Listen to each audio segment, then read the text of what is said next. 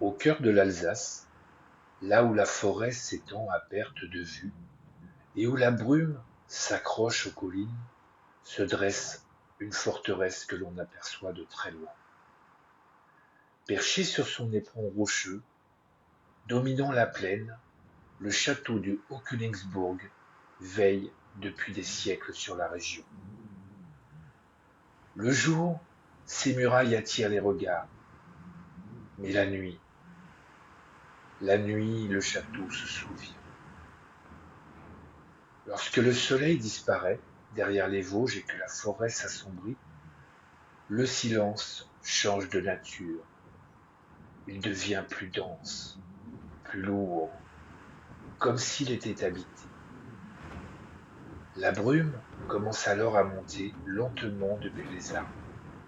Elle se glisse le long de la pierre, s'insinue dans les couloirs et semble réveiller ce qui n'a jamais trouvé le repos. C'est à cet instant précis, disent les anciens, que l'on peut la voir. Une silhouette pâle, une femme vêtue de blanc, si claire qu'elle paraît presque irréelle, comme faite de la même matière que la brume. Elle marche lentement dans les couloirs vides ou le long des remparts. Ses pas ne résonnent pas, comme si le sol refusait de la reconnaître. On l'appelle la Dame Blanche. Nul ne sait vraiment qui elle était, et c'est précisément là que commence la légende. Certains racontent qu'elle était née noble, élevée pour servir des alliances plutôt que ses propres désirs. À une époque où une femme n'était pas promise à une vie, mais à un nom, à une terre, à un accord scellé entre hommes.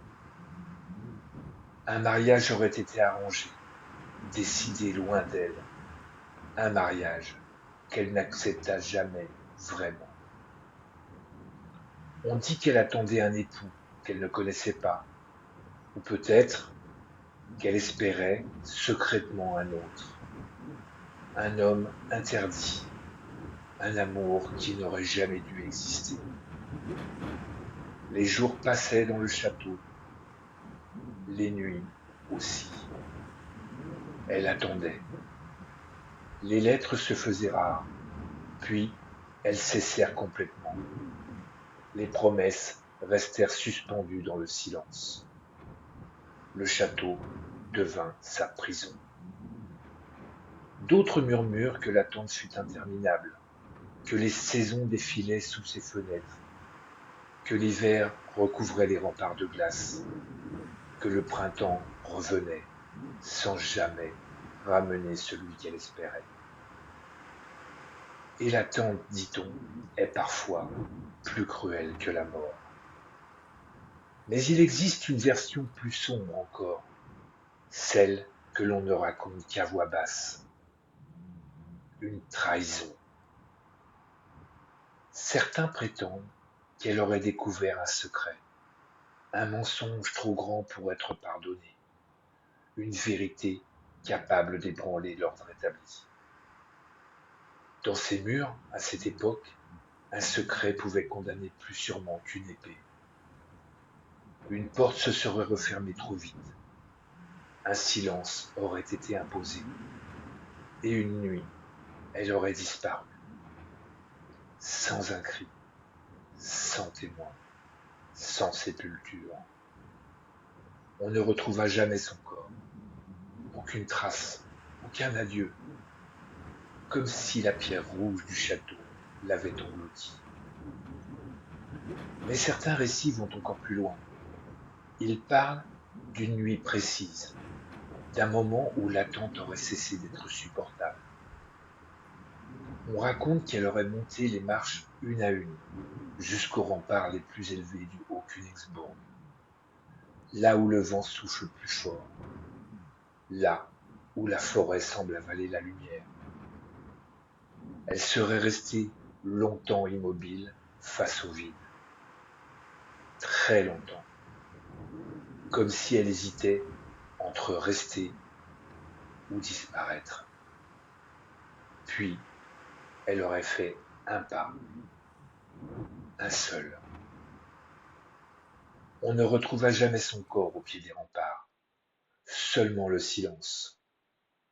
Et au matin, une brume plus épaisse que d'habitude au pied du château. Depuis, la Dame Blanche apparaît souvent près des fenêtres et des hauteurs, comme si elle revivait sans cesse l'instant où tout s'est arrêté, comme si elle n'était jamais vraiment tombée. Ceux qui affirment l'avoir vue parlent tous du même détail troublant, son regard. Un regard qui ne se pose pas vraiment sur les vivants.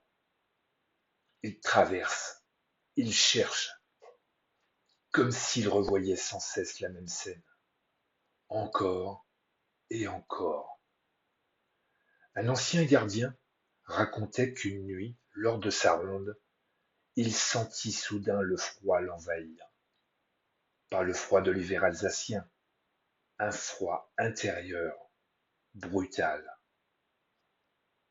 Lorsqu'il leva les yeux, elle était là, debout, près d'une fenêtre ouverte sur la forêt noire.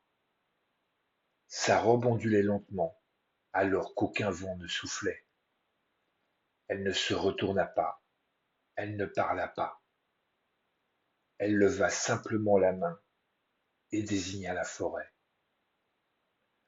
Le lendemain, un accident mortel eut lieu sur la route en contrebas du château. Les autorités parlèrent d'un tragique hasard. Mais le gardien, lui, ne remit jamais les pieds dans l'enceinte du Haut-Königsbourg, car la Dame Blanche ne crie pas, elle ne poursuit personne, elle ne tue pas, elle répète. Elle répète l'attente, la trahison, la solitude. Parfois, on ne la voit même pas. On ressent seulement une présence, un pas derrière soi, un souffle dans le silence. Et certains visiteurs jurent qu'en quittant le château, ils ont entendu un murmure, un seul mot, toujours le même, un prénom. Alors si un jour vous visitez le château du Haut-Königsbourg en Alsace, à l'heure où la lumière décline, regardez une dernière fois les remparts avant de partir. Car si la Dame Blanche choisit de se montrer, ce n'est jamais un hasard. Et souvenez-vous, certaines âmes ne hantent pas les lieux pour faire peur, mais parce qu'elles n'ont jamais été entendues.